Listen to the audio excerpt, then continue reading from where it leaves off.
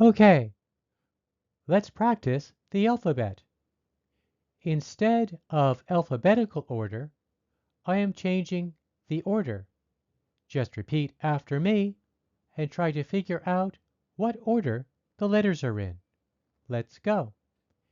E, T, A, O, I, N, S, R, H, D, L, U, C, M, F, Y, W, G, P, B, V, K, X, Q, J, Z.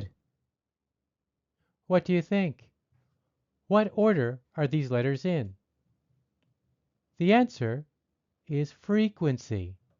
The letter E is the most frequently used letter in the English language, followed by T, A, and O.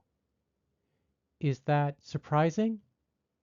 Were you expecting to encounter each letter an equal number of times?